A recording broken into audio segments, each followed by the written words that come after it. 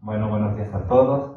Si nos siguen en Facebook o si están aquí presencialmente en el auditorio del Museo del Templo Mayor, nos es grato continuar con este ciclo de conferencias que acompañan a la exposición temporal Tlatecayo, los artistas de las piedras preciosas, que en esta segunda sesión contamos pues con una amiga, una invitada de lujo, que ha colaborado con nosotros en los últimos años y que pues también tuvo mucho que ver en elegir el título de la exposición y en varios de los ejes temáticos de la misma, con la parte del náhuatl y los del buen lapidario, mal lapidario y los leishmatini, entre otros, ¿no?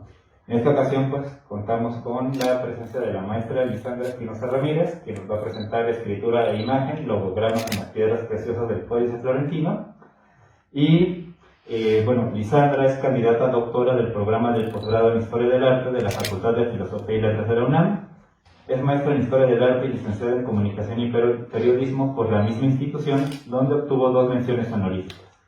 Actualmente es integrante del Seminario Permanente de Historia del Arte Indígena del Instituto de Investigaciones Estéticas y se desempeña como docente de la Universidad Iberoamericana y de la University of Incarnate Word, así como profesora invitada del posgrado en Historia del Arte en la UNAM.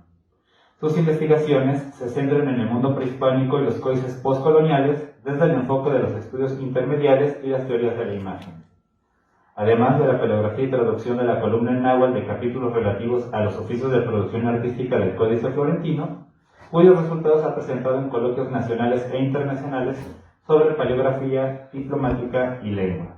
Pues bienvenida, Lisandra, aquí es tu espacio. Muchas gracias, muy buenos días a todos, en línea y presencialmente. Gracias por estar con nosotros. Y bueno, hoy vamos a hacer una charla un poco más dinámica, no tan dura, porque vamos a hablar acerca de la importancia y el cómo está escrito en una imagen el nombre y las características de piedras preciosas, conchas y caracoles, que también lo son, piedras preciosas, en una de las fuentes historiográficas más historiadas, vamos a llamarlas, o más analizadas en el mundo mesoamericano, que es el Códice Florentino o la Historia General de las Cosas de Nueva España. Entonces, bueno, preparé esta presentación para que podamos adentrarnos en esto y voy a dividir esta charla en 2 bloques. El bloque número 1 será dar una idea de cómo está constituido el códice para entender por qué existen estos logogramas, tal y como lo dice en la presentación. ¿Qué será un logograma? Es una forma de escribir de carácter antiguo en tipos de escrituras jeroglíficas. Y para muchos dirán, escrituras jeroglíficas es específicamente egipcio o alguna de esas lenguas. No, la jeroglifia es parte de la escritura muy básica, son escrituras codificadas muy características que se están encontrando también no solo en los periodos mesoamericanos, sino también en los periodos postcoloniales, aún de estar colonizados aquí en México. Entonces, vamos a entrar al Códice Florentino y vamos a dar una vuelta de por qué es importante para que lo entendamos.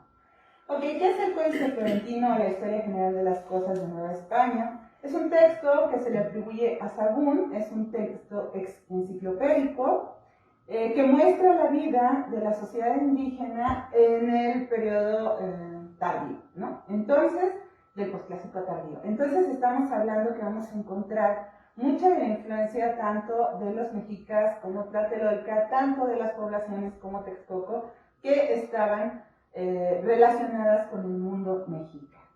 ¿Cómo está estructurado? Bueno, desde el pensamiento eclesiástico y de la ideología medieval, enciclopedística, del periodo tanto medieval como renacentista, las ideas de Plinio, las ideas de Bartolomeo Anglicus, son textos que se realizaron en forma de enciclopedia y que inspiraron de cierto modo la creación de este documento a manos de Sagún, ¿no? Entonces, Sagún hace una clasificación donde organiza todo el conocimiento, todo lo que va conociendo y comprendiendo de la cultura mexica en 12 libros sí, pero en varios rubros en donde va a organizar lo divino, o sea, los dioses, cómo están constituidos, cómo se les adora, cómo se les hace ritualidad. También habla acerca de lo humano, de qué manera ellos gobiernan, cómo están constituidos, cuáles son sus oficios y sus formas más importantes, sobre la naturaleza, cómo está organizada, cómo la conciben, de qué manera la entienden los mexicas o este mundo conquistado. Y finalmente, pues uno de los libros más importantes es cómo conciben la conquista, la memoria de la conquista desde la visión de estos vencidos. Entonces, bueno, más llamados o bien llamados como vencidos. Entonces vamos a tener un texto como esto, que va a ser un texto bien escrito, de acuerdo a las teorías de Darlevsky y la cadena Gallo.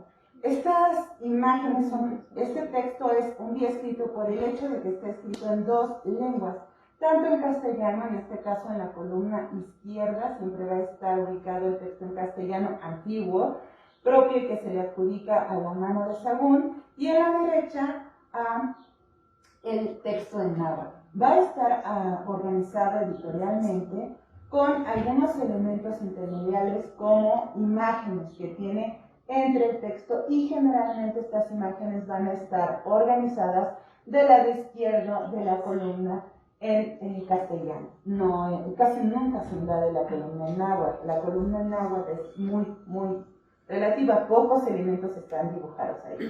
Y también debemos de considerar que no solamente es esta gran enciclopedia la que hizo, sino que no la hizo solo él. Tuvo un trabajo continuo entre colaboradores. En el prólogo del libro 2 van a poder leer quiénes son sus colaboradores, con sus nombres muy específicos, incluyendo los escribas que escribieron estos textos. Había personas que interactuaban entre los conocimientos y habían sido educados en el Colegio de la Santa Cruz de Tlatelolco, que eran estas 4 personas que lo acompañaban, este equipo que siempre acompañó a Sahagún, y los escribas que se fueron agregando, que eran muy buenos escritores, que tenían esta buena letra para poder transcribir todos los documentos y las entrevistas que se hacían. Esta imagen es de cómo se hizo el trabajo de recopilación de información del florentino a partir de la voz viva de los nahuas que aún tenían conocimientos de los rubros que desarrolló en sus índices Sahagún para la historia general, y entonces se entrevistaba con una serie de cuestionarios a las personas y se iba recopilando el testimonio para después organizarlo dentro de las hojas. Sin embargo, no es un trabajo de una sola acción. Sahagún estuvo viviendo en distintos lugares por su misma carrera eclesiástica.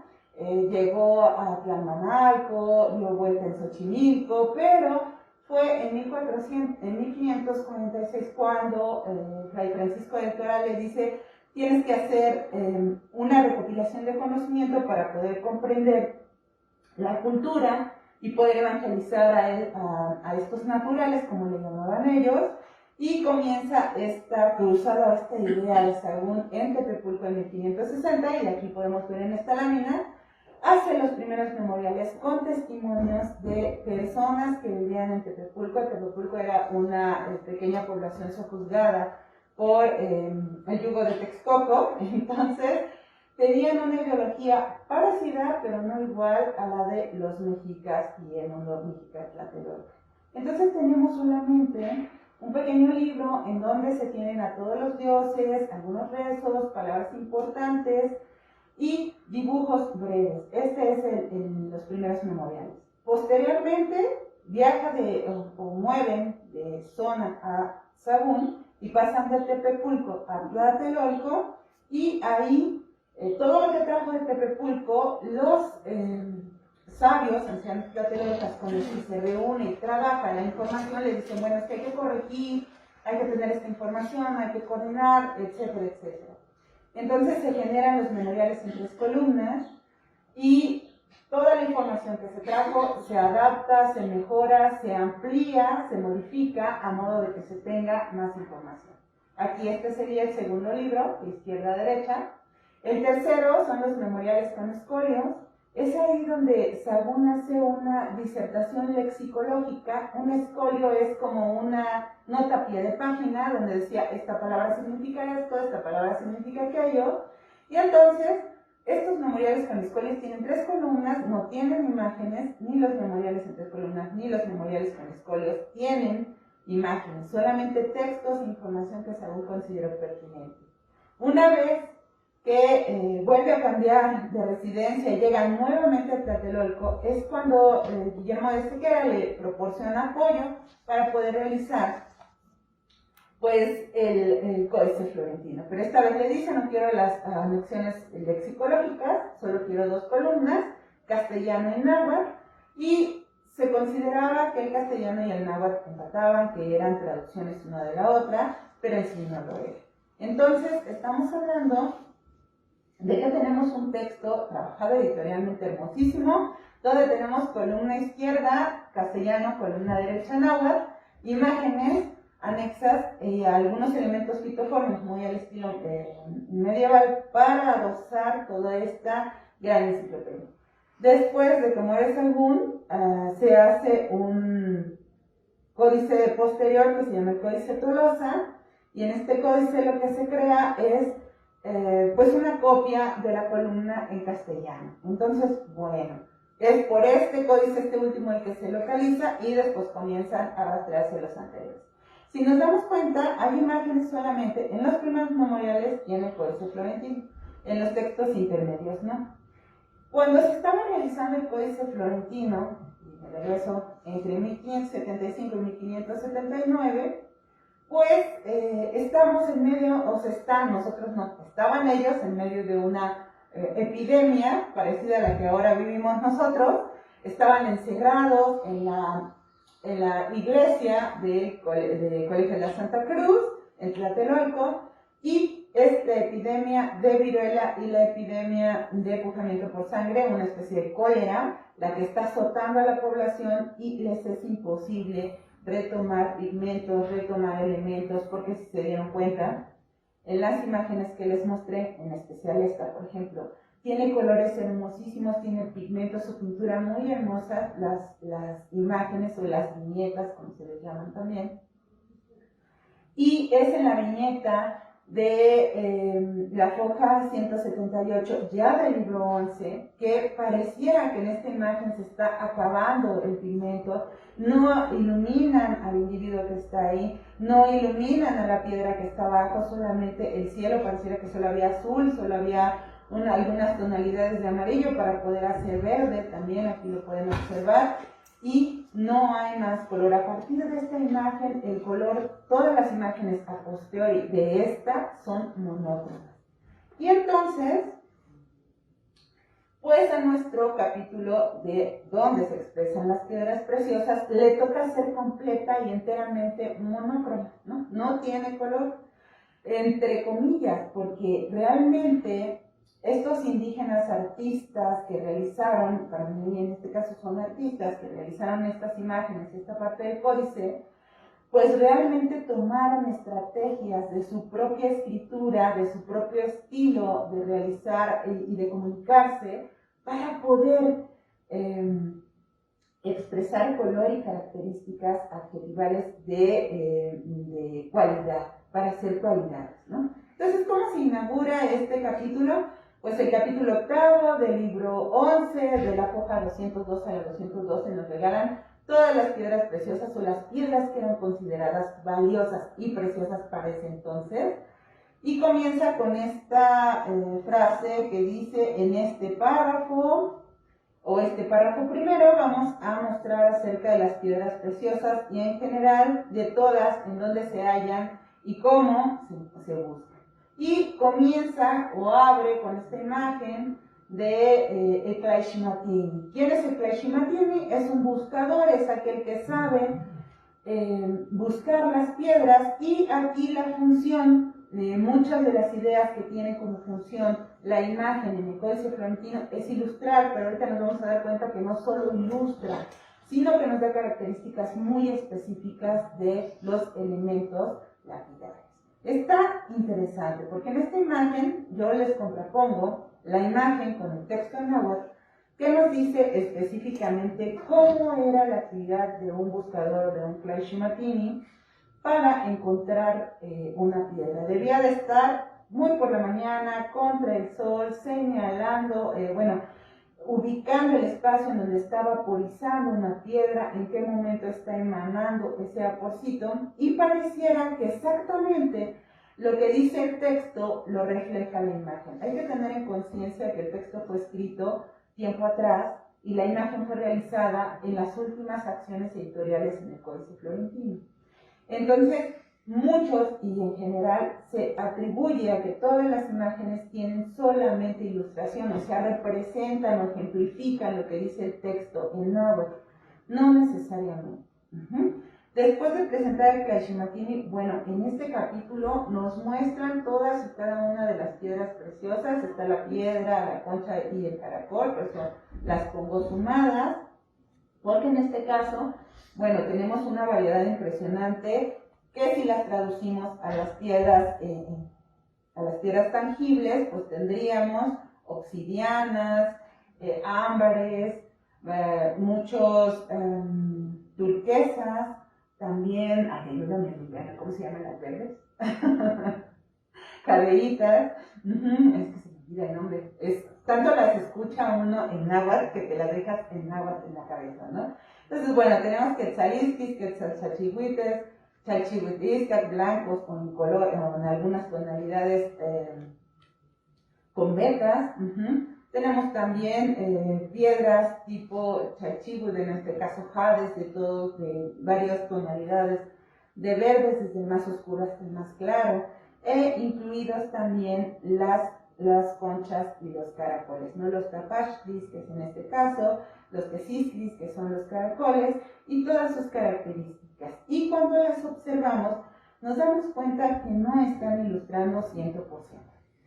Aquí tenemos y podemos observar cómo los dibujos de algunas piedras, por ejemplo, la imagen de la derecha, que ven ustedes una especie de piedra que tiene abajo una bolita negra y arriba unas plumas, pues en realidad está expresando a una quetzalisqui, a una piedra obsidiana de color verde translúcida y vítrea, muy hermosa, con un tono muy verde, muy especial, pero estas plumas que están en la parte superior, pues son unas plumitas de quetzal, en automático se ven y se leen en el texto en náhuatl, y en la parte de abajo esta bolita oscura representa una obsidiana de color oscuro, una obsidiana de color negro atravesado, muy muy fuerte. Entonces nos está diciendo aquí con claridad que esta piedra tiene estas dos características. Y en las imágenes de la derecha, pues tenemos, por ejemplo, a un colibrí encima de una piedrita, y hay una piedra que se llama Huitzilitetl, que es la piedra que iridisce o que brilla como un colibrí. Tiene todos los colores, no todos los colores posibles, como iridisce. Y también esas pequeñas bolitas llamadas chalchihuit que están dibujados sobre esta piedra que ya está trabajada y perforada y que ya está lista para ser empleada, utilizada en un collar, en una pulsera. Bueno, pues esas bolitas o esas agüitas que se le ve que salen ahí a esta imagen, pues está hablando de transparencia, de que es clara, de que es translúcida. Mismo caso para la obsidiana de la parte inferior, que nos está hablando de que son translúcidos, que es translúcida como el agua. Entonces, estas imágenes no solo están ilustrando, tienen un anexo, un agregado, un plus que nos dice que hay algo más en estas imágenes. No solamente son ilustrativas o ejemplificadoras de lo que dice el texto en náhuatl. Y pues uno de mis estudios en los que yo estoy trabajando es qué funciones tienen realmente estas imágenes, cómo están interactuando en el propio texto y con lo que trataban de expresar estos indígenas. Si se dieron cuenta, eran indígenas que bien parecen un nuevo estilo de cristiano, parecen un nuevo estilo de indígena, porque tienen una mezcla ideológica entre el mundo mesoamericano y el mundo europeo, en este caso de los españoles. Y esta mezcla, esta hibridación de ideas, pues genera que estos textos y escritos no sean netamente con la visión europea, sino que a pesar de que Sagún hizo todos los índices, hizo todo el trabajo, estando con ellos, visualizando que no hicieran idolatrías, entre comillas, pues ellos también pusieron y desarrollaron estos espacios en donde se les permitía hacer el trabajo editorial de este códice. Entonces, aquí podemos considerar que, por ejemplo, las imágenes monócromas de las piedras preciosas no solo ilustran, sino que también narran, porque tienen narrativas interesantes. Aquí les pongo una imagen de los trabajadores de los espejos y estamos observando una narrativa práctica. Debemos recordar que en la teoría de la imagen mesoamericana, la imagen siempre está flotando en el espacio, no tiene un recuadro, no tiene un espacio que diga, aquí está la pared, aquí está esto. Generalmente todos los códices mesoamericanos tienen ese espacio como flotando, como si estuvieran literal en el espacio flotando. Esta imagen, a pesar de tener un recuadro, están flotando los individuos y nos están haciendo una narrativa circular. Si ustedes comienzan con el individuo de la derecha, está cortando o está desgajando una piedra preciosa. ¿Cómo sé que es preciosa? Tiene esa banda de la tetracinolia atravesándola, él tiene una cuña con el que está presionando fuerte para romperla. Paso número 2, después de romper, es trabajarla. Y entonces si hacemos la narrativa al sentido de las manecillas del reloj, estamos observando como hay una persona que lo está trabajando sentado con una especie de martillo en la mano. Sabemos que ahí todavía no estaban en presencia, no habían visto exactamente todos los objetos, estos artistas indígenas o tlacuilos que dibujaron estas imágenes. Entonces están trabajando, no van a ser tan precisos en la definición de los objetos de trabajo, pero sí van a tratar de representarlos. Y finalmente, flotando ahí alrededor o en medio de ellos dos, está el objeto final, el trabajo. En este caso es un espejo. Entonces tenemos imágenes que hacen narraciones. Y si nos ponemos a analizar cada una, están haciendo narrativas de cómo es el trabajo en proceso.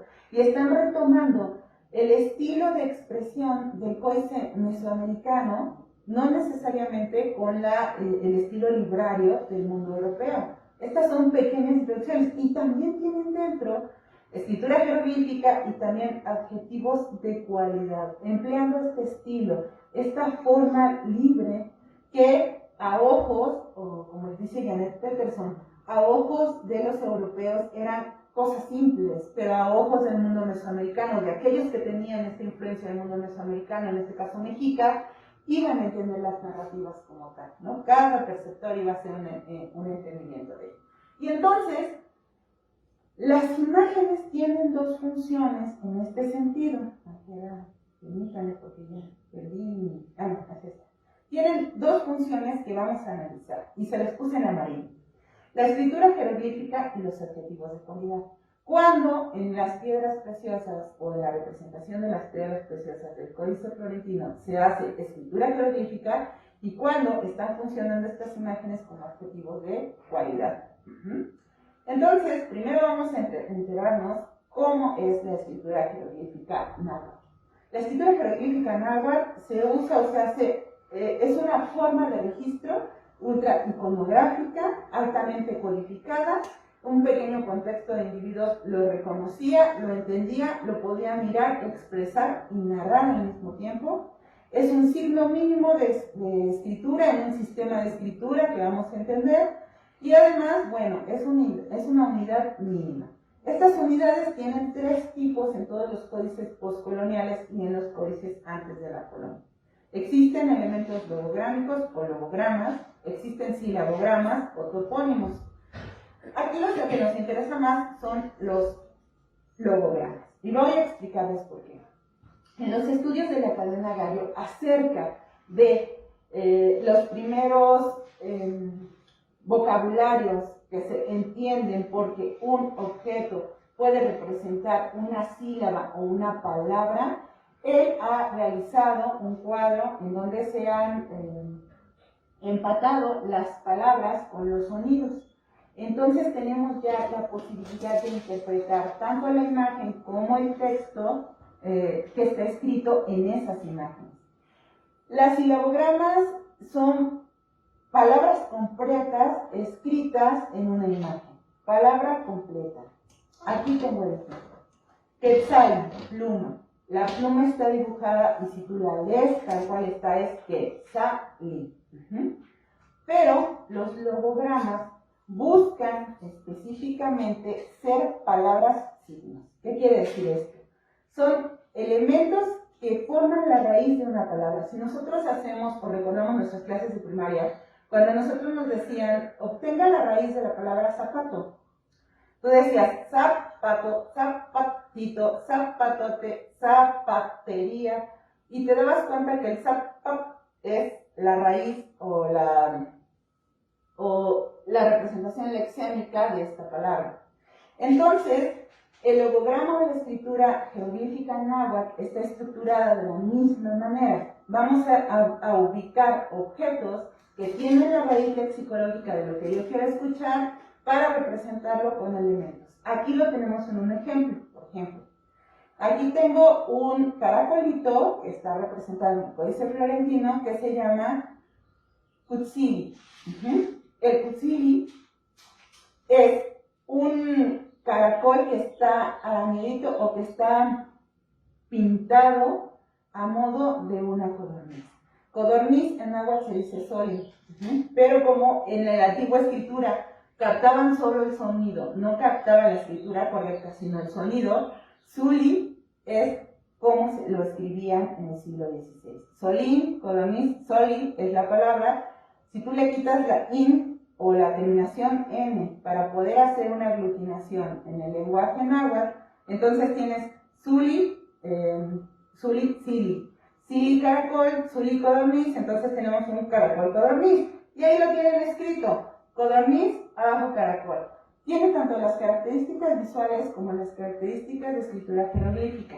Si nos vamos a las hojas, a las fojas, donde están las piedras preciosas, se van a dar cuenta entonces que tenemos, por ejemplo, aquí a una Quetzalitztepiolotl. ¿Qué quiere decir esto?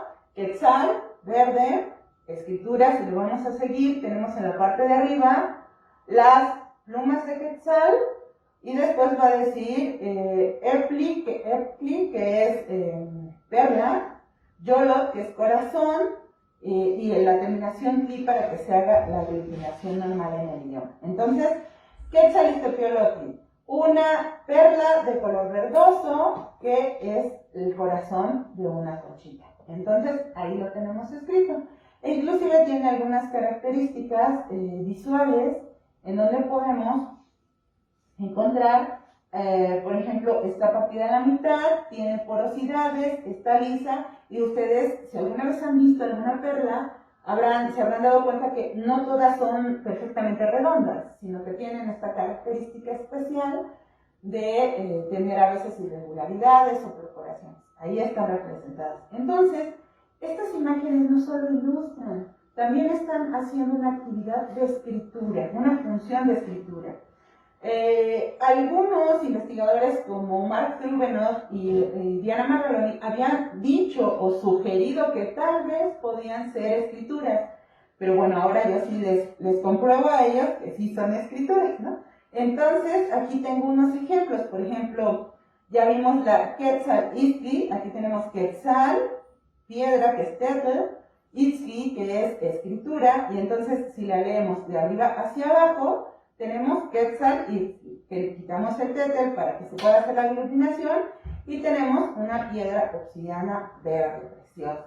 Pero si queremos una piedra obsidiana azul, pues tenemos la Matlalitztli, ¿no? Entonces tenemos escrito la palabra Matlali, que significa, o que es una hierba verde preciosísima, que tiene unas flores azulototototas preciosas, y abajo tenemos otra vez, pues, a la Itztli, a esta obsidiana representada. Entonces, nuevamente, si leo de arriba hacia abajo, dice Matlalitztli. A la derecha, otros ejemplos entre conchas y otro tipo de piedras. Quetzalatzcali, o la concha verde o verdosa. Entonces tengo Quetzal arriba, Atzcali, o la concha en la parte de abajo. Nuevamente, esta es escritura. Y si se dan cuenta, me encanta porque la posición de la pluma me va a indicar en dónde es el color verde. Si se dieron cuenta en el ejemplo anterior, la pluma está por encima de la perla y me está diciendo que es de color verde. En este caso, la pluma está dentro, metida en la boquita de la conchita, y entonces me está diciendo que el color verde no es por fuera, es por dentro. Y claro, también tenemos otros ejemplos. Aquí es discutible, no me van a decir, ay, es que la posición pudo haberle gustado así al escribano o al indígena, al artista indígena dibujarlo así. No, pues ahí traigo otro ejemplo para desmentir y poder ser más precisos en la imagen, la teoría de la imagen. Y pues nos damos cuenta que aquí tenemos escrito Huitzilitetl, o la piedra de colibrí, la piedra que dice en muchos colores. Aquí tenemos un bonito colibrí, vean nada más, el pico lo delata, es muy largo, es afilado, es para hacer libación, y en la parte de abajo la piedra. Entonces leo de arriba hacia abajo, Huitzilitetl. Pero en el caso de la concha, que también dice, vean cómo está el colibrí. Nuevamente, abajo está el axcali o la concha, y podemos ver que en este caso el colibrí está metido ligeramente dentro de la concha. Entonces, tanto nos está diciendo que esta es la escritura, o sea, el nombre de la concha, como dónde está la característica de adjetivo de cualidad en la piedra, en la concha en este caso. Si se dan cuenta, hay que ser muy minucioso en las imágenes para poder percibir estos pequeños detalles, y sobre todo tener también la traducción del texto náhuatl alfabético. En el mismo caso, que la tengo, por eso les estoy contraponiendo texto e imagen.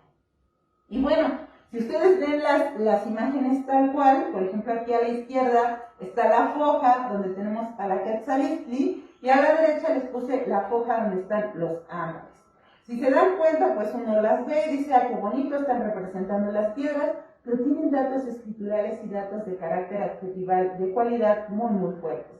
Y entonces, si nosotros seguimos en esta tónica de entender que está escrito, pues vamos en estos logogramas fonéticos a hacer otros pequeños ejercicios en todas las piedras, cómo están escritos las formas dentro de estas imágenes. Y entonces podemos darnos cuenta que tenemos aquí, por ejemplo, una pozonali, que es un ámbar, pero en la parte superior tiene, pues claramente, la corona de agua blanca, agua translúcida, y entonces si lo tenemos en la parte superior es Iztac a pozonali. Estamos hablando de un ámbar mucho más clarito, mucho más menos amarillo que el ámbar normal, y aquí lo tenemos tanto escrito como caracterizado en adjetivo de cualidad.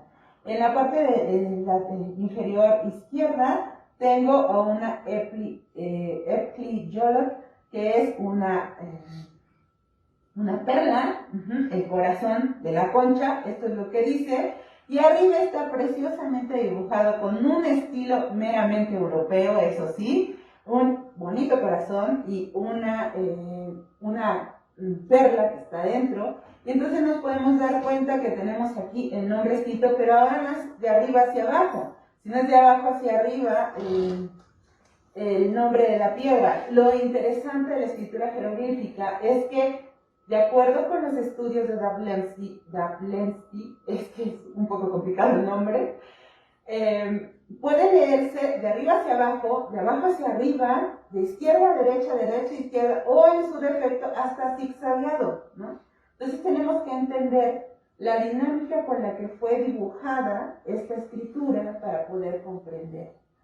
Acá otros ejemplos, aquí tenemos al Quetzalcóatl, otra vez muy sencillo, de arriba hacia abajo, plumas de quetzal, está el Chalchihuitl, representado con estos hermosos chalchihuites redonditos de agua brillante, y entonces tenemos, si lo leo de arriba hacia abajo, Quetzalcóatl. Y aquí abajo, otra piedra que a mí me encanta, que es muy hermosa, es una obsidiana un poco más verdosa, intensa y un poco vítrea, es Tlili Atl Chalchihuitl, es la Tiliayopic Chalchihuitl, esta piedra. Pero su nombre está escrito, aquí está el Chalchihuitl, está oscuro. Tlili quiere decir abismo, profundidad, y Atol, el agua que está en los abismos o en la profundidad. Y entonces aquí la tenemos representada, pero esta nuevamente se lee de abajo hacia arriba. Es curioso que esto también pudiera tener una relación, lo estoy comprobando, con respecto a las representaciones de los tres planos del mundo mexica: inframundo, tierra, terreno aéreo. Esto lo estoy comprobando en mi tesis de doctorado, entonces todavía no se me puedo platicar, pero espero que dentro de poco así. Pero estoy en esta discusión de cómo se organizan estos logogramas. Y hay también, bueno, adjetivos calificativos hermosísimos, pero que también sirven como escritura.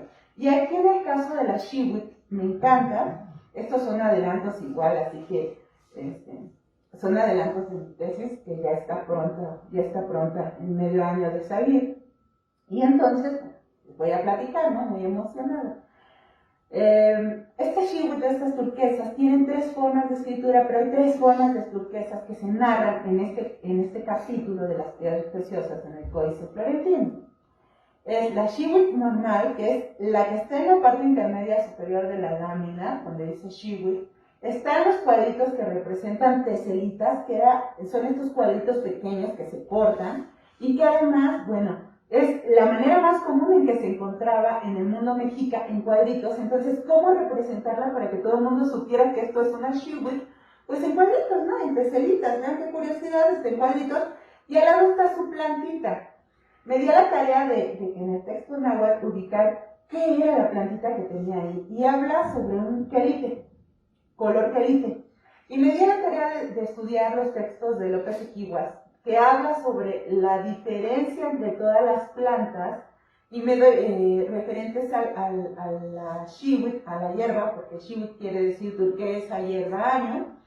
Y resulta que el quilit o el quelite es una de las muchas variedades de la hierba de campo, de camino que se encuentra, y que dentro de esas variedades estaba el quelite blanco, el quelite cenizo, el amaranto, que yo no entendía por qué lo consideraban, pero la forma cuando comparan las plantitas son verdaderamente iguales en su constitución de la hoja. Entonces podemos darnos cuenta que por alguna razón estos denominados quelites o Shewits, hierbas de campo, pues podían englobar una cantidad impresionante y variedad atractiva de hierbas, comestibles y no comestibles, ¿no? Y entonces, a la izquierda, en esta lámina, tenemos a la Shewit, que es la turquesa muy pura, muy hermosa, muy trabajada, y tiene sus características interesantes. Ahí está su hierbita, arriba.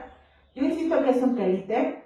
Los estudios ahorita recuerdo el nombre de la investigadora, discute mucho que es un tomate, pero si fuera un tomate no tendría relativo escritural. Entonces tiene que ser forzosamente algo relativo a las hierbas. Y tenemos escrito también aquí en automático Shewit, la piedra. Y a la derecha, bueno, aquí ya se rompió la escritura. A la derecha tenemos las características básicas de toda turquesa, que es cacariza, ¿no? Este es el relativo de que esta piedra está trabajada, pero es una turquesa de un color verde azulado, y que tiene características de cacarizo. Y a la derecha, pues está la Tlapalteuxihuitl, que es la turquesa roja, pero aquí es donde yo discutí. Bueno, aquí es pequeñita la planta,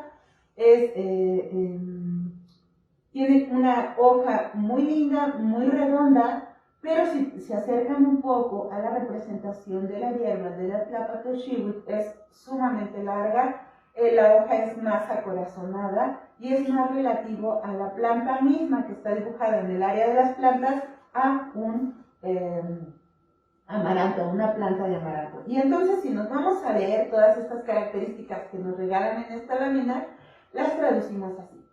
En realidad, la Shewit, la turquesa normal, y la Teoshewit, que es la turquesa muy pura, pues tienen estos colores tan relativos azul verdosos, que se parecen también a las plumas de las cotingas, y que tienen este relativo en automático con el mundo náhuatl, y esta representación sumamente interesante de cualidades adjetivales. Y a la derecha tenemos, les puse un amaranto ahí en pleno, floreando, con este rojo que tiene esta cotinga, no es una cotinga amabilis, ahí es la terminación científica, la voy a recordar en un momento, pero es esta cotinga de color rojo que se parece a esa turquesa de color rojito y que está representada con esta hierba, ¿no? Y entonces esta misma dinámica transforma la escritura jeroglífica en uso de adjetivos de cualidad.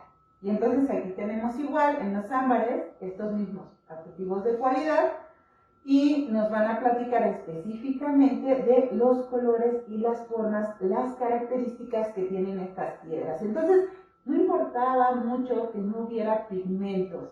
Los artistas indígenas estaban dándole color a estos elementos, estaban llenando de color, llenando de características, llenando de escritura estas imágenes. No eran tan simples, no son meramente ilustrativas. Son de carácter tanto escritural como adjetival. Entonces podemos darnos cuenta que, por ejemplo, aquí los tres ámbares, está el aposonali o el ámbar de color amarillo, que tiene estos elementos de fuego y que se describen en la zona del texto náhuatl como que está atravesada por el fuego, por un flechazo de sol dentro, pero es una ampolla de agua que tiene a la flecha del sol adentro. Bueno, pues entonces aquí la vemos, este amarillo intenso, este amarillo hermoso, representado con esta corona superior de chalchihuitls y fueguitos. Pero si lo queremos hacer todavía más amarillento, más verdoso, porque hay unos ámbares más verdes, entonces le vamos a dotar tanto en la escritura como en la representación de cualidad de una pluma verde. Y entonces le ponemos su copetito de pluma verde en la parte superior, le indicamos que es un chalchihuitl translúcido y un aposonali translúcido y que es un aposonali verdito, ¿no? Y entonces aquí lo tenemos, el aposonali verde, e inclusive en la traducción náhuatl dice que es verde como un hueso podrido. Así lo describe, ¿no? Es muy interesante ir descubriendo las palabras en relación con la imagen. Y finalmente, pues aquí tenemos al Iztacaposonali, que es el ámbar blanco, y aquí un pequeño ejemplo, y pues si se dan cuenta, estaba lleno de colores, estas imágenes monocromas, llenas de escritura, no son meramente ilustrativas, es como un poco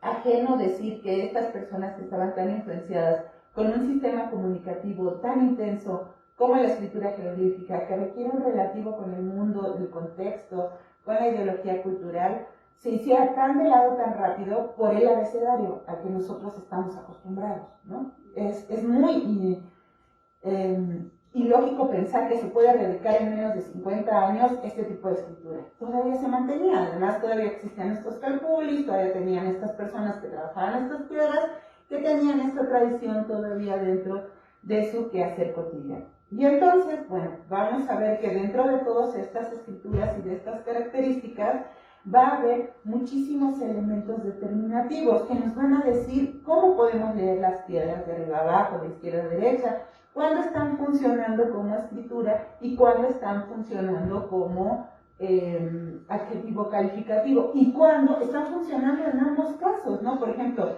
a la izquierda, aquí en el ejemplo de Quetzalistli, pues está funcionando como determinativo de color y de característica, pero también como escritura. Esta es una función dual de la imagen. En la parte de arriba, la Teuxihuitl, pues nos está representando específicamente las características y el nombre. No nos está diciendo más allá, también es una característica dual. Pero hay momentos en los que la escritura nos salvan de entender. Si de repente ustedes ven este ejemplo de este como colibrí antropomorfizado, con sus manitas en garra, con un mastra, con un taparrabo puestito y así, y de repente ven enfrente el glifo de piedra preciosa verdaderamente dibujado, con un dibujo impresionante porque tiene su cintilla que lo recorre, tiene las volutas laterales, o sea, está súper bien diseñado.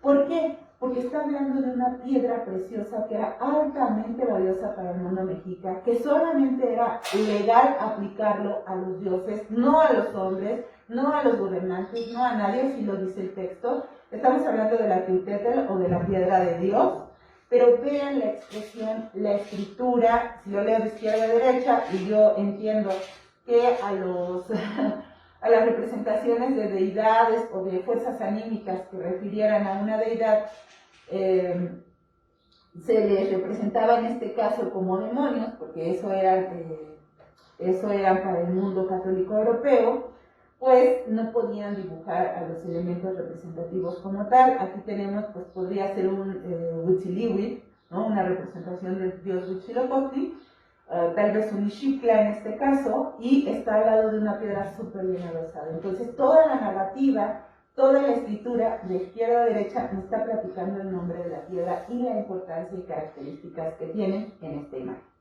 Y también dentro de mis estudios me he dado la tarea de buscar alógrafos, o sea, igualdades de palabras, que son cuando un alógrafo es todas las formas en las que se puede expresar o describir gráficamente un sonido. Si yo digo la letra A, por eso les puse A igual a A, yo la puedo escribir como A mayúscula, ustedes la van a entender como A mayúscula. Yo la puedo escribir como A minúscula y seguimos en el mismo sentido que es la A, ¿de acuerdo? Entonces, A mayúscula, A minúscula, A manuscrita, va a seguir siempre siendo A. Entonces, he hecho listas de las formas en las que se han expresado los distintos alógrafos.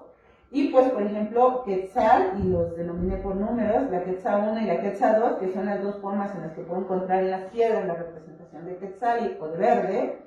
La Itztli, todas las formas alógrafas de Itztli, tanto en piedra pequeña como en cuadrado, como con agua para referir la translucidez. Todas las características de Tetzel. Estos son algunos ejemplos porque mis tablas son larguísimas. Aquí tenemos, por ejemplo, piedra normal, la T1, la T2, pues la tenemos como que así medio que se refiere la banda, un poco que están determinadas las volutas, pero la T3 es pues el verdadero glifo de piedra, ¿no? Hermoso. Si ustedes los buscan en los silabarios de la cadena Gallo y Darlevsky, está tal cual está dibujada la T3, ¿no? Así súper bonita para poder determinar. Otros alógrafos, pues están aquí representando la Xihuitl, por ejemplo, que fueron los ejemplos que les mostré. Pues tenemos la Xihuitl 1, que va a ser este Kilit o esta Xihuitl, esta hierba. La hierba 2, que es la que está encima del tomatito, la hierba del tomatito de la Teuxihuitl.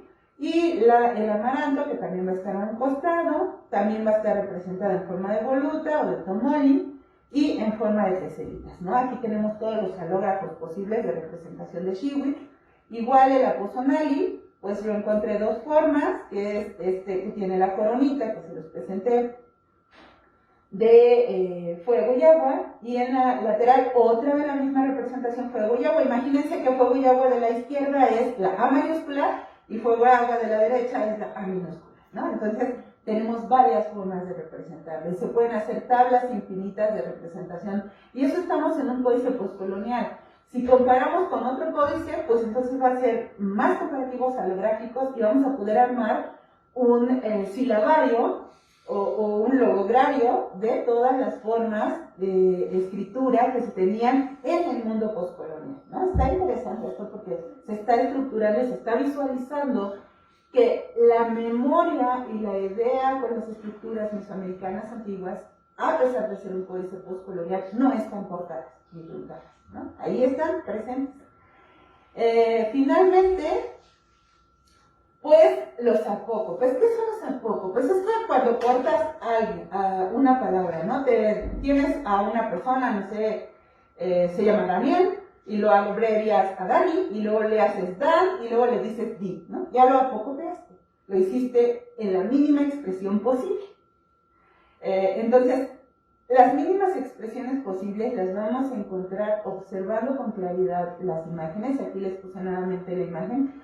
¿Cómo descubrir que estoy hablando de una piedra preciosa? Pues siempre va a haber un apócope, y el apócope de piedra preciosa en este códice son estas líneas transversales que cortan a la piedra, y entonces te puedes dar cuenta que en donde encuentras estas piedras con rayitas encuentras un apócope de la representación del objeto. Y entonces solo les puse uno, hay bastantes apócopes alrededor.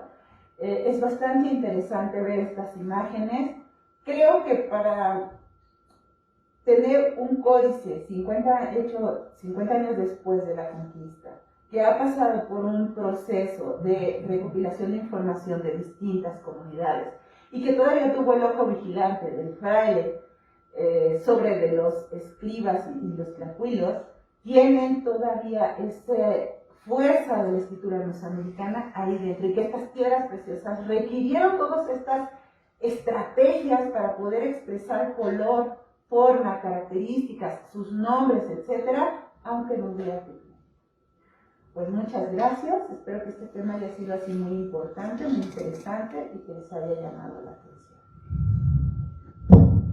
Muchísimas gracias, Lisandra, por tan interesante charla y que nos permite, ¿no?, ver y apreciar que las imágenes también, pues, como señalas, ¿no?, hay entre especie de sílabas, logogramas, ¿no?, y estos recursos lingüísticos, ¿no?, apócopes, entre otras. Entonces, digo, nosotros que nos dedicamos a ellos de la arqueología, pues ahorita ver estas vistazos, o como dicen, para muestra un botón de estas tablas que estás haciendo, es muy interesante ver todas estas variaciones de estos recursos lingüísticos en varias de las piedras preciosas, ¿no? Entonces, bueno, para mí fue bastante interesante poder apreciar, pues, estos detalles, ¿no?, en la lectura, y ver que, como señalas, a veces de arriba para abajo, de abajo para arriba, o esto de si es por dentro el color, bueno, yo no me había puesto a ver con tanto detalle ello, y de verdad que es muy, muy interesante porque, por ejemplo, este caracol codorniz, yo pienso que puede ser estos tipos de olivas, ¿no, Reina? Podrían ser las olivas, porque son manchaditas como las de color café, casi todas las olivas que hay en Templo Mayor, como el plumaje de la codorniz, ¿no? Ya es un poco más complicado empezar a hablar de las de colibrí, porque pueden ser cualquier valva nacarada, y pues hay muchos tonos de nácar, ¿no? Pero en el caso de las piedras, o de rocas y minerales, es interesante. Ahí sí yo desconozco un poco de dónde la teotel, que aquí la tienes en la imagen, ¿por qué es el azabache? O sea, yo siempre me he quedado, porque en realidad en Templo Mayor, por ejemplo, o en contextos náhuatl, pensando que la palabra estábamos hablando en náhuatl, es rarísimo el azabache. O sea, hay muy pocas piezas y la mayoría son cuentas. Y todavía más curioso es que la mayoría de los objetos tienen tecnología mixteca, como la de la tumba 7 de Monterrey, que hay muchos objetos de azabache. Y todavía si le sumamos que el azabache viene de Chiapas, de Totolapan, entonces todavía es de una zona no mixteca, viene el material, gran parte del material de azabache en Templo Mayor, en las ofrendas, tiene tecnología mixteca, pero a su vez llega al centro de México, que es zona náhuatl, bueno, multiétnica, pero náhuatl en el caso de los contextos del Templo Mayor.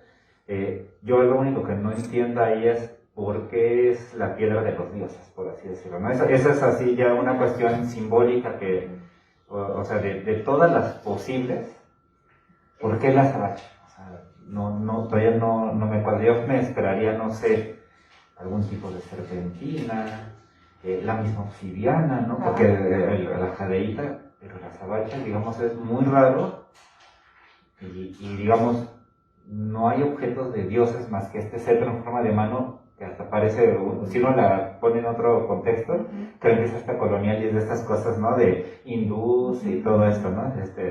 Este amuleto tipo higa, ¿no? Entonces, sin embargo, ahí es cuando yo digo, bueno, algunas cuestiones simbólicas, pues no, todavía está como el cerrojo, ¿no? No tenemos la llave para descifrarlo, ¿no? Y lo complicado es que tampoco en la escritura náhuatl nos dice, no es muy acotada, pareciera que los restringieron demasiado para no escribir nada acerca de ella, más que decir es negra, es muy negra, es súper negra, se le pone a los dioses y ya, y es muy rarísimo, ya, es todo. Bueno, quizás algo interesante podría ser que varios objetos de aquí del mismo Templo Mayor, cuando digamos, la pupila no es de obsidiana de perita, es de azabache, ¿no? Entonces, y si nos vemos con esto del tonalo y las cuestiones de que la energía, bueno, hay partes del cuerpo que tienen energías y esencias, curiosamente el azabache es uno de los que se elige para hacer el tonalo. Entonces, Tal vez sea un relativo. Podría ser, ¿no? De ser cuestión de buscar, ¿no? Te agradecemos, ¿no? Nuevamente el tiempo, siempre aprendemos contigo muchísimo, a mí eso es lo que nos encanta de platicar contigo, bueno, en este caso que nos muestres aquí, compartas con nosotros, ¿no? También tuvimos alrededor de 40 personas en el Facebook, esperemos que ahorita empiecen a llegar, alguna que otra pregunta hay, pero ojalá ahorita que sigan llegándonos para enriquecer o que Lisandra nos amplíe un poco, ¿no? Su vasto conocimiento en ello. Y pues muy interesante, ¿no? Ver todas estas características, ¿no? Y no nada más de que te digan, yo creo que es tal figurita, ¿no? O sea, realmente los estudios que has hecho, ¿no? Tanto en la tesis de maestría, que fue un placer leerla, como ahora que esperemos pronto salga la de doctorado, toda esta cuestión sistemática de observar las imágenes, ¿no? Porque, por ejemplo, ¿no? Reina y yo estuvimos tomando hace años, cuando estábamos en posgrado, con María Castañeda, los estudios de códices, y te das cuenta cuántas, no que decir entre mentiras o sobregeneralizaciones te hacen los colegas o algunos autores famosos. No voy a decir nombres, pero te quieren decir que dice eso el códice y tú revisas el códice y no dice por ningún lado lo que dicen que dice. María Castañeda es muy ortodoxa, pero se agradece, o sea, puedes tú ya interpretar si quieres, pero ¿qué dice primero el códice? Y ya después tú puedes aventar unas propuestas, ¿no? Pero hay otros que hasta se autocitan como si fueran obra histórica y descubres que pues el códice no dice lo que dice, ¿no? A mí me gusta hacer traducción palabra a palabra, ¿no? Para ir realmente apegado a esa... es muy redundante, yo sé, muchos se cansan en la traducción al hacer redundancia porque son muy redundantes. Por ejemplo, cuando dicen, es valiosa, muy valiosa, súper valiosa, valiosísima. Y dices, ok, hay 4 adjetivos para decir que es valiosa, pero si yo los acoto y los quito, estoy cortando tanto la capacidad retórica del lenguaje, de la lengua que está expresándolo, como el concepto en que lo estaban viendo ellos, ¿no? Si ellos dicen que es valioso, valiosísimo, codiciado, apreciado, valorado, supervalorado, pues tengo que respetar lo que ellos pensaban, porque si así eran de retóricos, entonces así validaban su comunicación en ese momento. Si yo la acoto y digo, era valiosa, estoy diciendo como cuando yo me enfrenté a la traducción y decía, es verde. Verde como el maíz tierno, verde como la hierba al sol por la mañana con la lluvia. Verde, pero entonces tú te empiezas a dar cuenta que son como 8000 tonalidades de verde, ¿no? Y cuando tú ves una traducción o una traducción con paleografía que dice es verde, pero no dice todos esos detalles, te está cortando la capacidad de observación de algo, ¿no?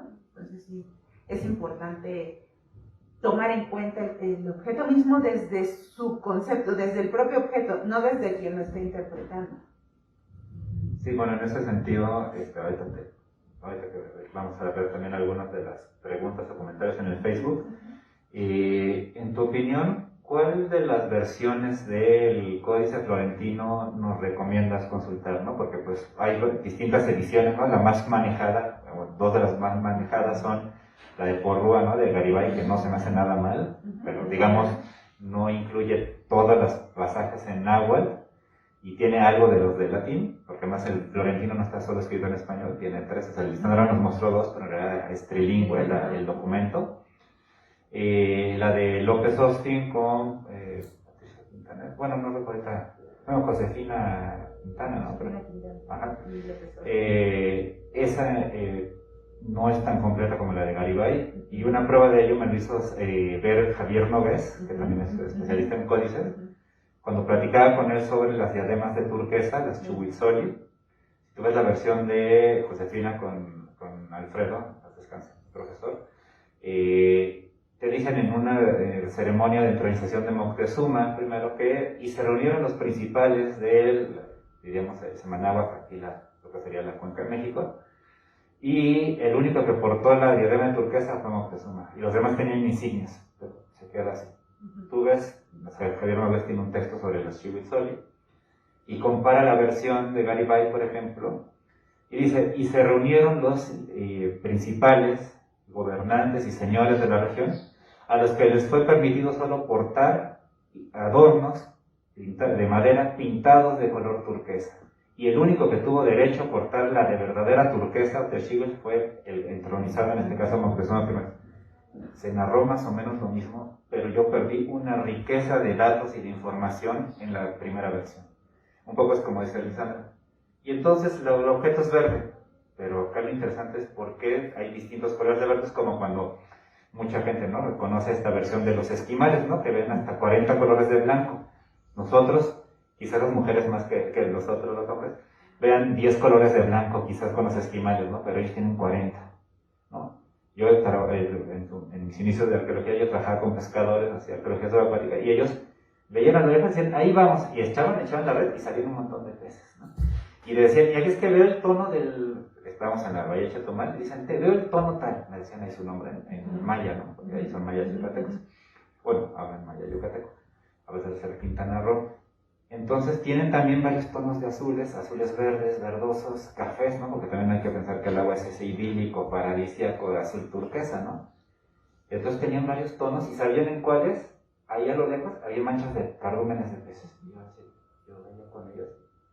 Nada más porque metían la red, y eso es lo que cuando volvíamos al pueblo de pescadores en Calderitas, pues unas buenas comilonas cuando era la pesca del día, ¿no? Pero ni idea de cómo sabían en qué parte la había que pescar, ¿no? Y era por los colores del tono del agua, ¿no?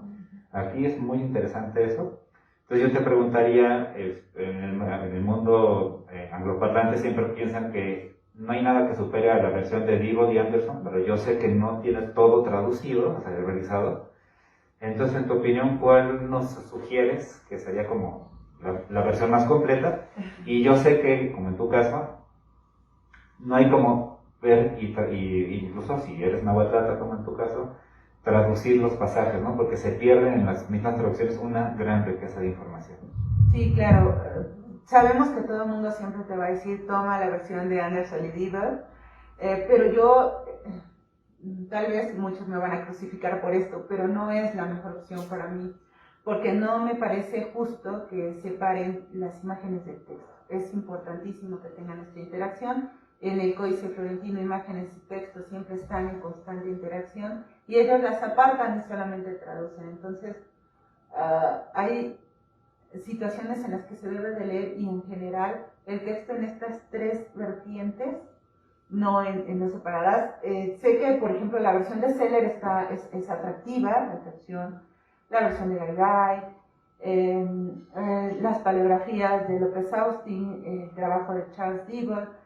Pero yo, en mi sugerencia, si alguien quiere introducirse al mundo del posclásico, del colonial temprano, con esta visión mexica todavía rezagada, hagan sus propias traducciones, compárenlas con otros, apóyense en distintos diccionarios. No está el Revi Simeón, está el que acaba de emitir Trubenós, están todos, y comparen. O sea, yo lo que he hecho es un trabajo muy depurado de comparar en diccionarios palabras, de comparar con nahuatlatos, de hacer mis propias versiones y todavía compararlas con las traducciones de Seller, de Anderson, de todos, para poder entender cómo se está tanto visualizando y qué es lo que estamos perdiendo de vista. Y eso me ayuda a los comparativos, pero no puedo decirte, tomen esta versión, porque a mí todas me fueron valiosas, pero ninguna fue tanto como haber tenido la experiencia de interactuar con el propio texto.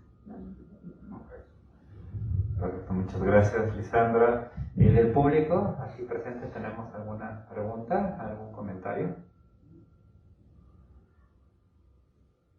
Bueno, pues ahorita, a ver si se animan ahorita. Pues bueno, vamos con lo del Facebook, ¿no?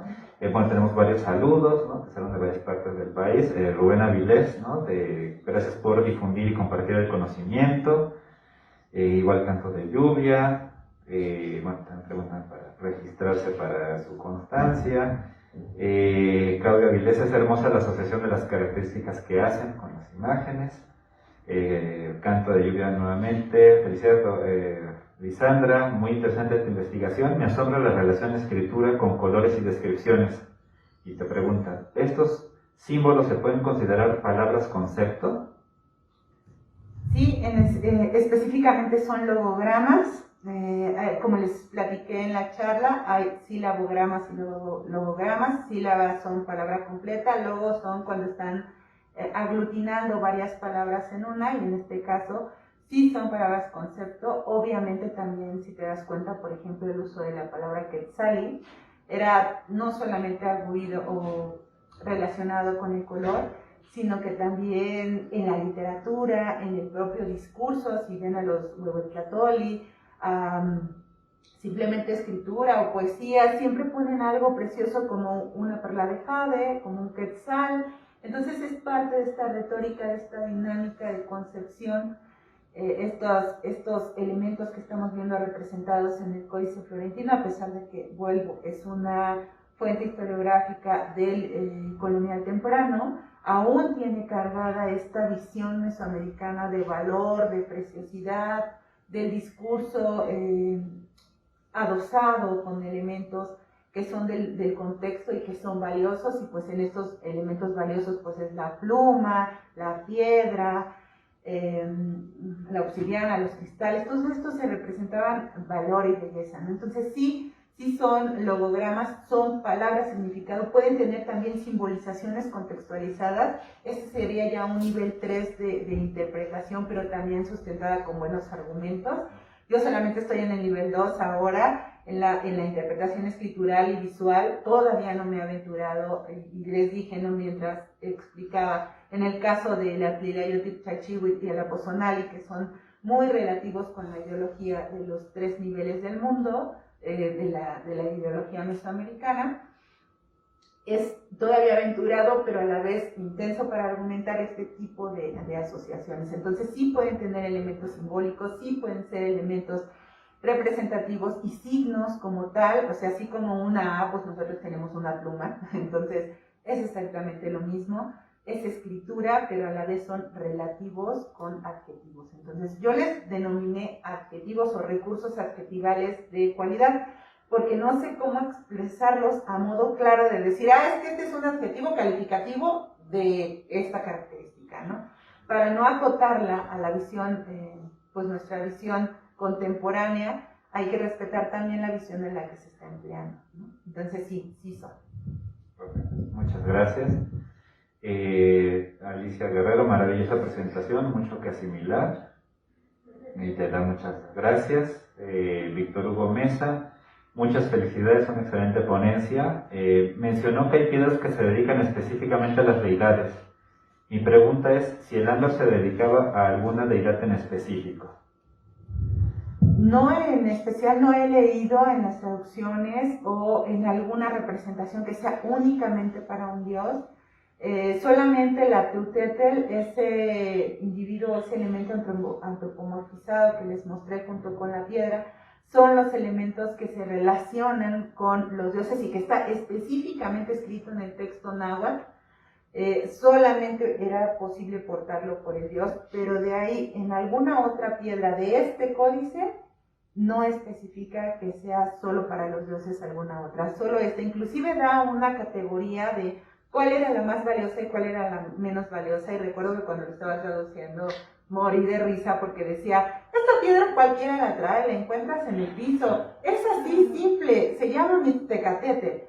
Y yo así de, qué deleznable, o sea, así de, cualquiera la trae, es algo que no es muy valioso, pero la vamos a poner aquí porque hay que mencionar, ¿no? Entonces dije, bueno, que me imaginé un chapado de oro, ¿no? Cuando dices, es que mi cadenita es de chapado de oro, muy bien, pues no es de oro, es nada más una cobertura y es medio valiosa. Entonces entendí esa piedra con esa característica. Pero esta la ponen en una entronización intensísima. Además, dentro de la morfología de la página del códice, me llama la atención que está entre la piedra que salva vidas y la piedra, la obsidiana. Entonces, me está sonando mucho en la cabeza esta idea de que tal vez sea de esas piedras muy valiosas, porque la estetel, la que sujetaban para que no tuvieran hemorragias nasales cuando estaba el asunto de la tuberculosis, y que supuestamente había salvado a muchos, triturada, preparada de forma en carácter medicinal, pues estuviera tan relacionada o tan ubicada en estas piedras importantes de carácter de salvamento de vida, esta piedra que es para los dioses. Debería de haber sido la primera antes de Quetzaltzi, y sin embargo está pues en esta ubicación estructural de piedras exactamente cerca de la medicina, y además solo adosada a los dioses. Entonces no creo, tiene su valor, es súper valiosísima, o sea, la traducción tiene como 6 adjetivos diferentes para decir nadie más la toca más que Dios, nada. Entonces, esta sería la única en este códice dedicada a Dios. Muchas gracias. Pato Rostand, también muchas felicidades, maravillosa exposición. Alfredo López, excelente conferencia. Lulú Valdés, muchas gracias, excelente información. Marta Beatriz Coronel, felicidades. Claudia Vilés, también una investigación muy completa, excelente conferencia. Arturo Casas, la grande, acá está. Te dicen nada, ¿no? Tlazo Camati, Melisandra, maravillosa aportación. Para conocer más de tu trabajo en los silabarios y logogarios, ¿en dónde puedo seguir para conocer más tu trabajo? Pues dentro de poco voy a editar algunos, bueno, ya se van a publicar algunos textos que ya están en prensa. Pero si quieres, con gusto, pues al final te puedo pasar mi correo y podemos intercambiar información y podríamos interactuar con la información que te parezca pertinente. Y también los silabarios, puedo facilitarte un texto de la Blavatsky y de la Cadena Gallo, donde ya están estos silabarios estructurados en publicaciones. Perfecto. Bueno, lo vamos a poner en el chat para que ahí puedan escribir la Lisandra, ¿no? Santiago Mendoza, la importancia del uso de algunos elementos simbólicos, destacándose la jerarquía, perdón, te lo señala como de lo que indicaste en tu charla, ¿no? Bueno, varias personas lo están viendo. A ver, gracias por tu respuesta, te da el canto de lluvia. Angie Domínguez también muchas felicidades, muy buena ponencia. Víctor Hugo también muchas gracias por tu respuesta, creo que son todas. En el caso de lo que nos estuviste mostrando, me llamó, bueno, fue muy interesante para mí tu propuesta de que la Tlapal Teoxihuitl sea como esta floración del amaranto, ¿no? Nada más que ahí yo siempre me he quedado que no tengo la más remota idea a qué roca mineral se estén refiriendo, porque no hay turquesas rojas, ¿no? Entonces, hay una propuesta, no sé si la conoces, de Aníbal Motana, que es un geólogo de Italia, que con base en la descripción de las distintas piedras y comparando a Sahagún con las versiones ya posteriores de Francisco Hernández, considera que quizás la de la Palteoxihuitl puede ser el ópalo de fuego, ¿no? Ahí da sus argumentos y todo. Lo único que para mí no encaja para hacer ópalo de fuego es, no conozco objetos prehispánicos con contexto de ópalo de fuego. Es bellísimo, aquí cerca de Tequisquiapan, pero en Templo Mayor no tenemos un solo objeto de ópalo de fuego. En la sala mexica con contexto no conozco un solo objeto de contexto náhuatl. Y porque él dice que, si mal no recuerdo, algo señala también de los orígenes de las piedras, se dice que algo del cielo y el fuego y todo cuando te pasa entre Shiva, y pues eso dice que puede ser el ópalo, pero no creo. Entonces, en lo que tú has leído, ¿cómo es que está describiendo la Palteoxihuitl? Aparte de que señalas que sí se nota, es muy interesante cómo la imagen de la hierba es muy diferente a la de Xihuitl y de Teoxihuitl. ¿Te gustaría que te leyera el que dice Chichiltic? A ver. Es que lo menciona como Chichiltic es rojo, rojísimo, rojísimo, o sea, inclusive la duplicación de la sílaba Chichiltic y el tic, que es así como muy, la palabra, el cierre o el sufijo tic, es decir, que es súper rojo, ¿no? Está muy intenso. Entonces, bueno, a ver, voy a visitar mis textos y te voy a platicar que está escrito. Yo por eso también me parecía muy raro. Yo pues leí y volví a releer acerca de piedras y dije, no es posible, nadie ha dicho que existe una turquesa de color rojo. Tal vez no es una turquesa como tal, estamos en el entendido de que, bueno, se estaba haciendo un comparativo. Sagún dice que es el rubí. Entonces, exactamente no podría decirte, ay, sí es una piedra. Yo me apego al nombre que tiene ahí, pero ya en traducción mineral, exactamente no lo conozco. Pero lo llamativo es cómo lo traduce. Dame un segundo porque es un poco lento, es bastante cargado este texto. Entonces, me llama la atención porque la característica más fuerte que tiene es la palabra chichítica. Entonces, yo dije, bueno, pues sí es rojo. Y además, reconociendo que Tlapali siempre tiene un relativo con este tono rojizo, ¿no? Entonces, al ser rojizo, llama la atención. Aquí está la traducción, mira. Ahora vamos a ver. Tezcatlipoca, Tecatete, la que les dije que nadie quería y que era muy común que anduviera por allí. La Pateuxiwi.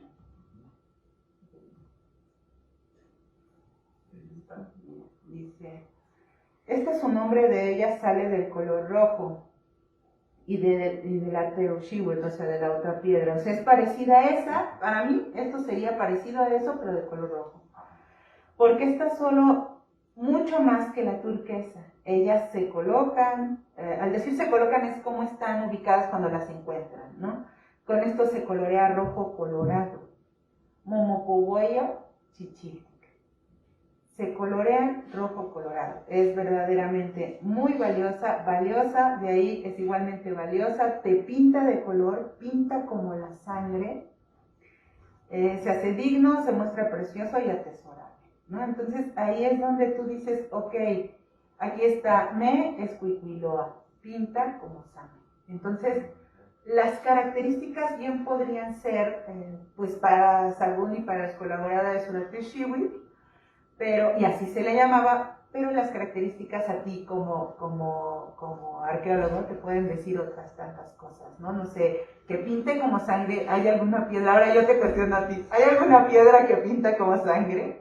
Exacto, ¿no? Entonces, es que era eso, ¿no? Que no, pues no hay turquesa roja, digo, toda turquesa es mineral de cobre, por lo tanto es azul verdosa. Pero yo siempre pensé que más que el ópalo de fuego, quizás porque en la musivaria o el arte de mosaico, el siguiente material que se mezcla con la turquesa es el spondylus. Quizás estaban pensando que podía ser, además la concha spondylus es de fuego y es roja, bueno, la más valorada porque hay muchos tonos de spondylus, ¿no?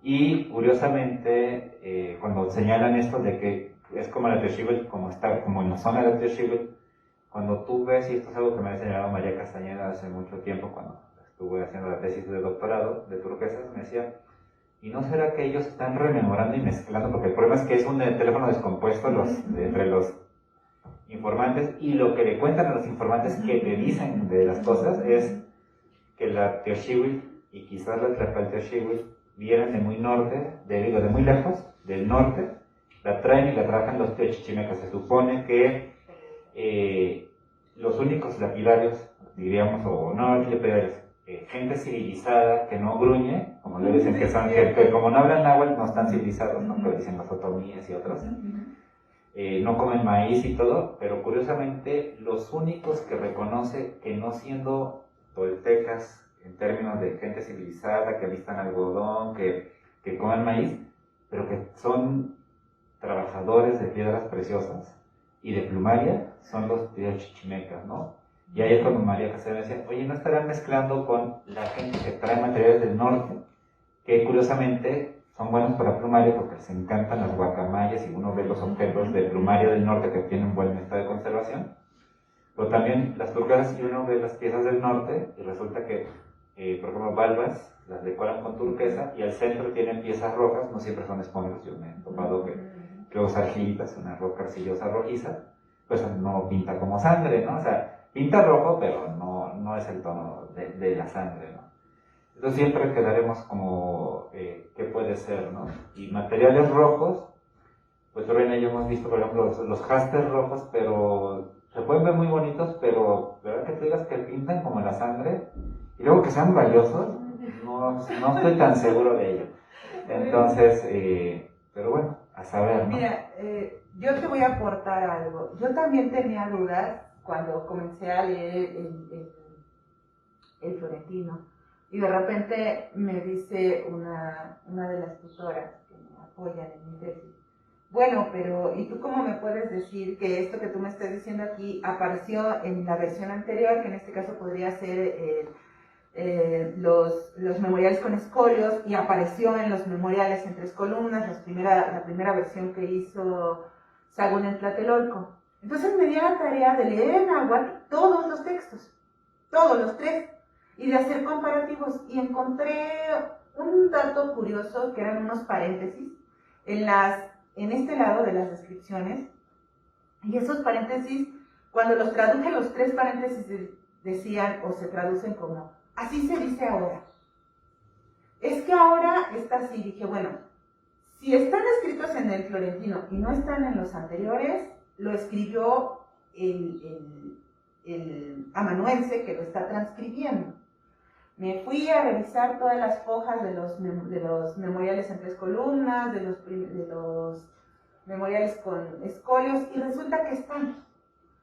Eso pudo haber sido, no lo he comprobado todavía, pudo haber sido una expresión que hizo el entrevistado, en este caso el lapidario, el que estaban entrevistando en el periodo de Tlatelolco, en 1560 o en 1559, diciendo: pues es que ahora se dice así, pues es que así es como se está expresando ahora. No son de esos datos que tengo en mi tesis ahí como muy determinantes.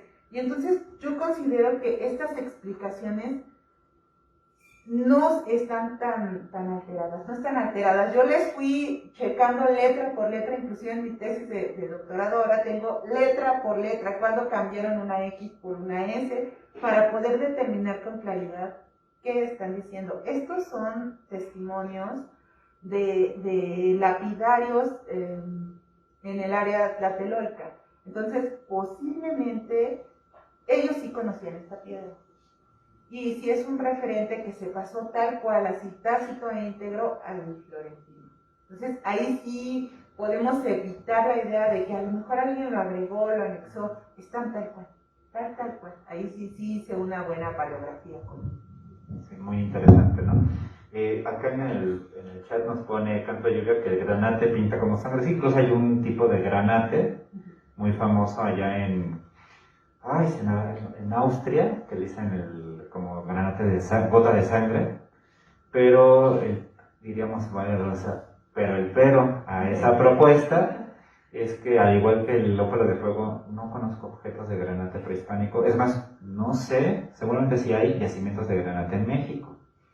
Entonces, o que se hayan explotado en época prehispánica también sería lo importante, ¿no? Porque, por ejemplo, se dicen, el alabastro, no hay yacimientos de alabastro en México. Sí hay yacimientos de alabastro, pero se usó hasta la época colonial. No se ha demostrado uso prehispánico. Y lo que le decimos alabastro, lo decíamos el martes pasado, más bien es travertino, ¿no? Y no todo Tecali, más bien no todo travertino es de Tecali, que ese es el gran mito, ¿no? Ven algo así translúcido, blancuzco, es Tecali. Aguas, porque Tecali es un travertino de la zona de Tecali y Tepeaca. Y en el área maya hay muchos travertinos y no son de Tecali y Puebla. Entonces, el granate, pues es curioso que sí lo conozco, lo hemos trabajado, incluso he comprado, adquirido granate, incluso en una visita turística allá creo que es en República Checa, te llevan de paseo a las minas de granate, ¿no?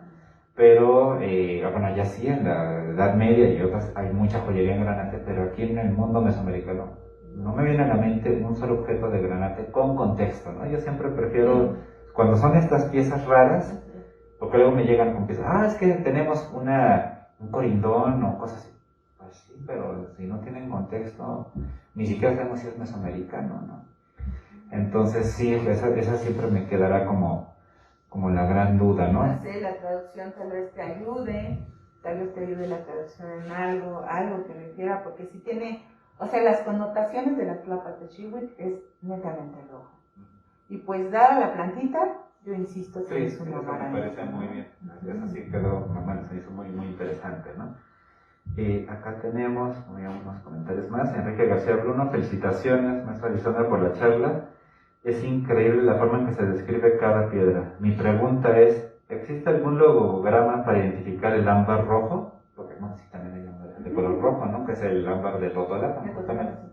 No, no como tal, no lo refieren con rojo. La traducción, voy a aprovechar que tengo la traducción abierta, porque sí es así como muy rica.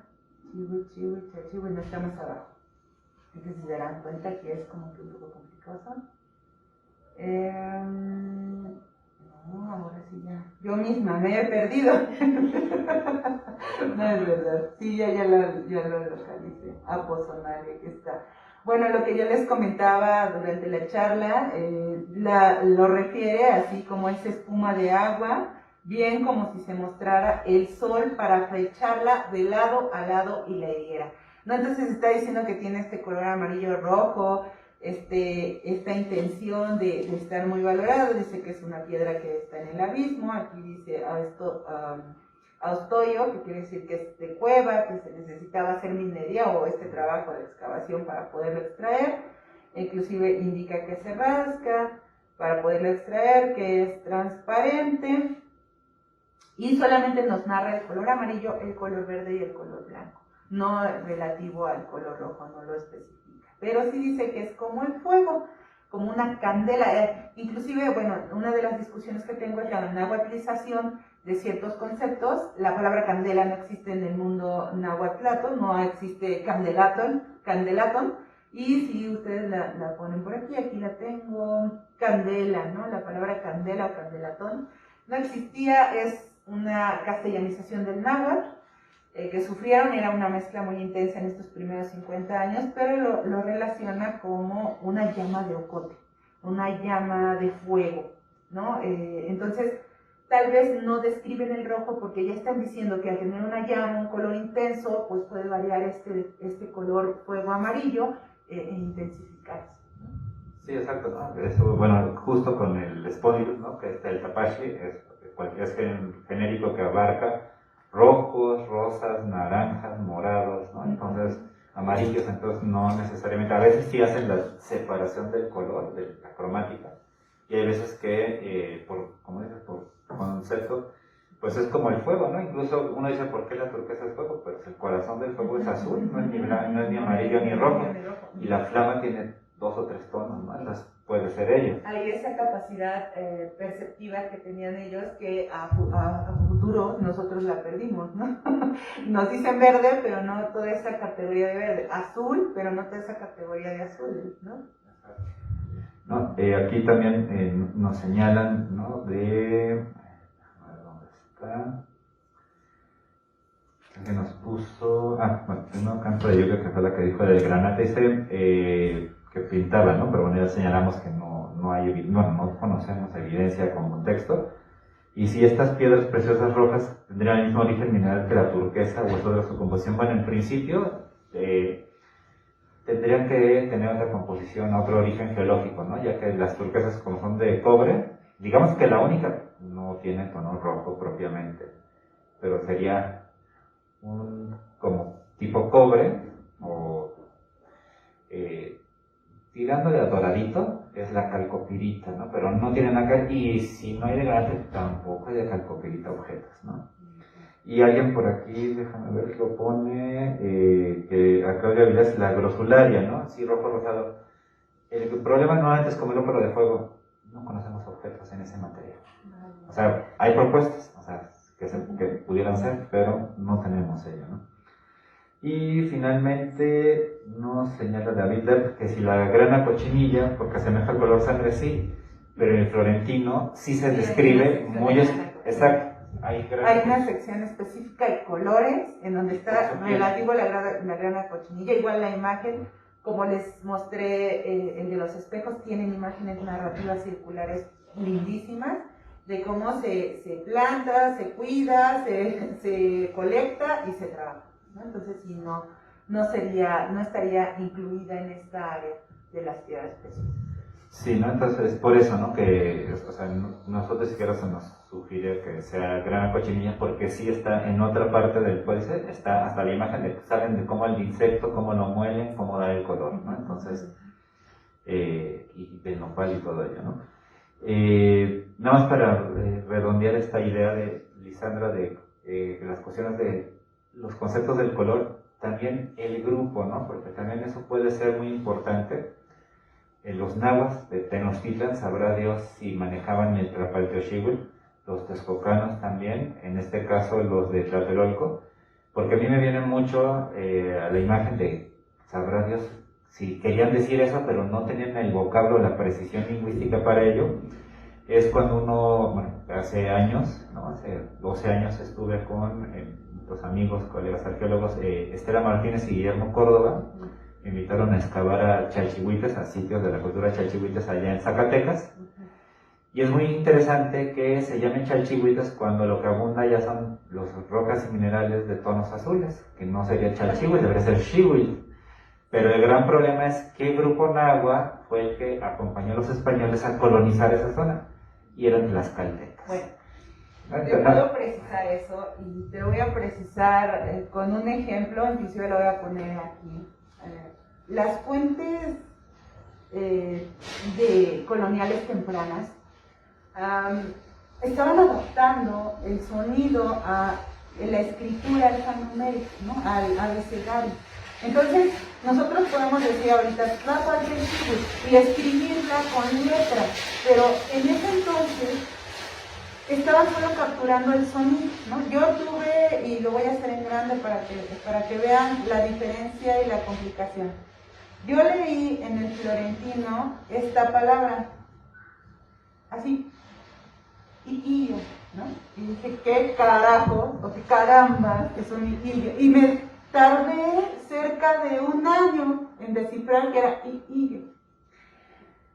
Y si ustedes lo leen con voz náhuatl, sería iquillo, ¿no? Pero escuchen cómo se oye, iquillo. Entonces pones i, o, pero en realidad es i, yo, iquillo. Pero si lo escuchan, iquillo, es i, yo. Si yo lo leo en el florentino así, una I, otra I y una O, no saben el dolor de cabeza que me causó. Cuando entendí la relación entre la imagen y el texto y vi el vapor, es el ingenio, el vapor, lo que emana la piedra, el aliento de vida exactamente. Y todo esto surgió cuando me encuentro con los textos de López Austin, el cuerpo humano e ideología, y habla de Higillo, Tonali, todo este asunto, y dije, no es posible. Ellos estaban captando el sonido con el abecedario que habían aprendido, ABC, pero el náhuatl no estaba adaptado al hablar para ser captado en idioma, en esta escritura. Y entonces tú escribes lo que oyes. Ahorita cuando les expliqué la escritura de Kusili, el Kuli o Zuli con C con cerilla, una cerilla, es Zuli, pero en realidad es Soli, la palabra adecuada para decir codorniz. Entonces ellos estaban escribiendo el sonido que escuchaban, no había reglas ortográficas, no había reglas escriturales para poder escribir tal cual la cosa, ¿no? Entonces, este es el ejemplo más claro con el que podemos esclarecer por qué no se entendían muchos de los elementos. Escribían lo que oían, lo que parecía o se parecía a la palabra, pero todavía no tenías la idea de que, es que hay que ponerle TL para que se escuche muy bien, o es una X, y la X no la comprendían los españoles. ¿Y por qué utilizar en lugar de Z una C con cerilla? Porque era el sonido que tenían ellos, solín, ¿no? Entonces es solín para el náhuatl, con esa Z larga o esa pronunciación larga. Y entonces ahí tienes el por qué estas fuentes pueden o no representar o tener tal cual la palabra. No estaba adaptado, no había una visión escritural como tal.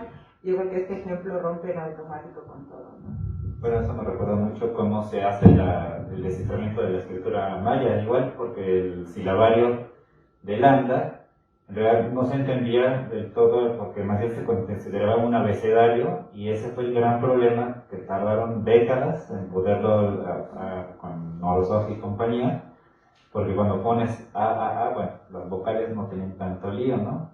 Pues no le cuadraban las reglas lingüísticas cuando empiezan con la siguiente, la primera consonante del abecedario que es la B, y tenían varias Bs, ¿no? Porque como dice Lisandra, es el sonido.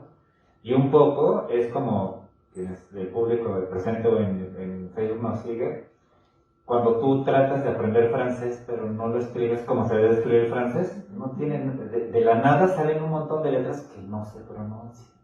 Y luego también hay mezclas de letras que se pronuncian de una forma que no tiene nada que ver como aquí. Y yo, el I, O, o sea, si tú no tienes contacto con alguien que te diga cómo se escribe, pues terrible para tratarlo de aprender, ¿no? Entonces, eso es una cuestión. Y nada más para terminar con esto que estaba comentando de lo de Chalchihuites, para mí fue muy interesante ver que había barrios tlaxcaltecas, está dividido por el pueblo de Chalchihuites, allá en Zacatecas, en estos barrios oriundos de gente originaria de Tlaxcala. Y uno tiene que ver un poco la joyería tlaxcalteca, que casi no hay nada, pero no tienen la diversidad de turquesas y chalchihuites como si los tienen los nahuas de Tenochtitlan, por ejemplo. Y entonces uno ve que todo lo verde o toda la piedra azul verdosa era chalchihuite. Y eso también se nota con las colonizaciones en Nuevo México.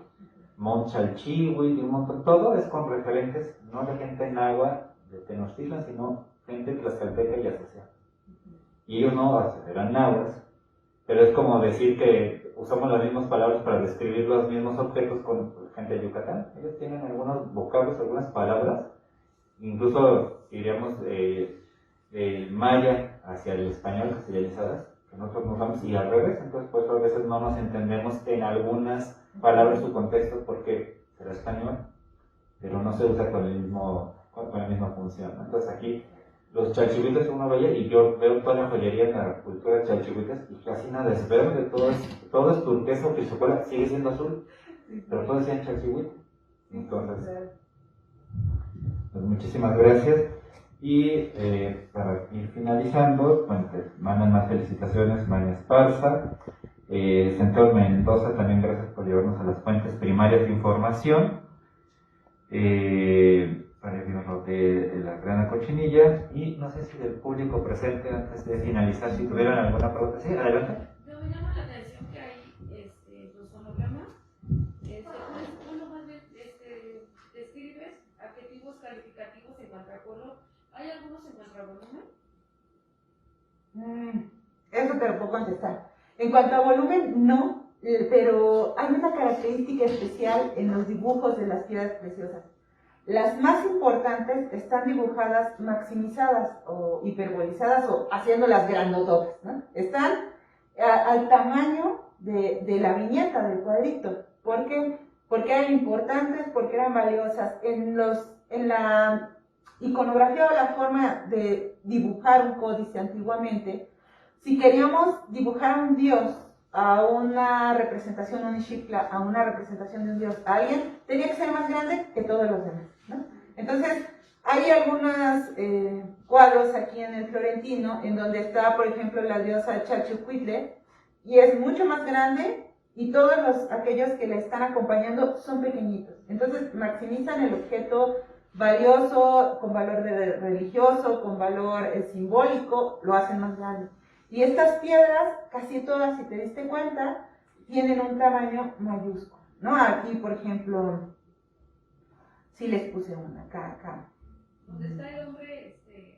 Sentado, también, es muy valiosa. Esta en especial, quiero que te des cuenta, el tamaño, tanto de las plumas como de la piedra, está abarcando casi todo el recuadro. Ahorita que se presente, aquí está, miren.